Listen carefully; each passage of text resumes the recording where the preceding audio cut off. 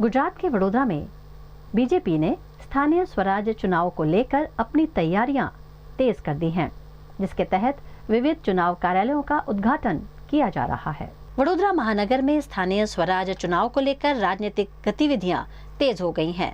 शहर अध्यक्ष डॉक्टर जयप्रकाश सोनी ने संगठन के पदाधिकारी और वार्ड अध्यक्षों के साथ वार्ड नंबर 13, 15 और 16 में चुनाव कार्यालयों का उद्घाटन किया। वार्ड नंबर 16 का कार्यालय सोमा तालाब क्षेत्र में, वार्ड नंबर 13 का कार्यालय मार्केट चारस्ता के पास और वार्ड नंबर 15 का कार्यालय पूर्व क्षेत्र के सूर्यनगर में शुरू किया गया।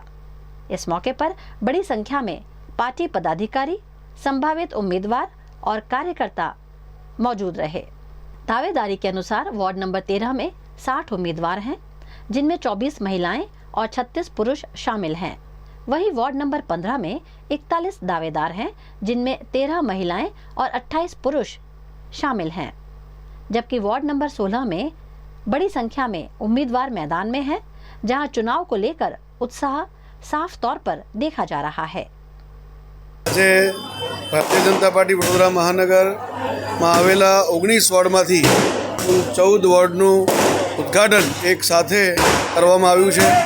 જ્યારે ચૂંટણીની તારીખો નક્કી થવાની હતી તે અમે નક્કી કરી રાખ્યું હતું કે જે દિવસે ચૂંટણીની તારીખ નક્કી થાય એના બીજા ત્રીજા દિવસે જ 19 વોર્ડનું ઉદ્ઘાટન થાય એવા પ્રકારના આયોજન કર્યું હતું। આજે વોર્ડ નંબર 15નું પણ કાર્યાલયનું ઉદ્ઘાટન સાથે સાથે થયું છે।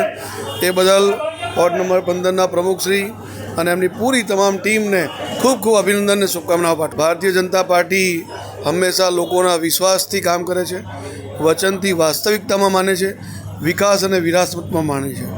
ભારતીય જનતા પાર્ટી ખાલી ઠાલા વચનો માટેની પાર્ટી નથી।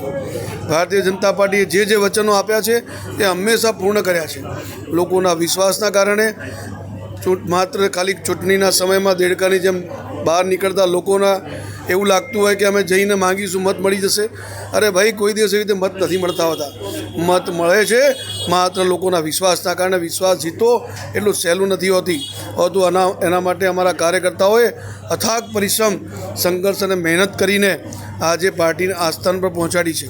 જ્યારે ભારતીય જનતા પાર્ટી કેન્દ્રમાં હોય, રાજ્યમાં હોય કે મહાનગરપાલિકામાં હોય, લોકોના જે પણ એમને પોતાના સમાધાન કરવા માટેના પ્રશ્નો છે, એમની સમસ્યાઓ છે, એ લોકો જે પણ કલ્યાણકારી યોજનાઓથી વંચિત રહી ગયા છે એને લોકો સુધી પહોંચાડવાનું કોઈ કામ કરતું હોય તો ભારતીય જનતા પાર્ટીના કાર્યકર્તાઓ કરતા હોય છે। એટલે અમને તો જરા પણ એ નથી, સામેવાળા લોકો સમજી જાય કે પાર્ટી બદલવાથી, ખેસ બદલવાથી કંઈ જીતી નથી જવાતું। આટલું ધ્યાન રાખીએ। ભારતીય જનતા પાર્ટીના કમળ પર, મોદી સાહેબ પર જે લોકોનો વિશ્વાસ છે એને તોડવો એટલો સહેલો નથી।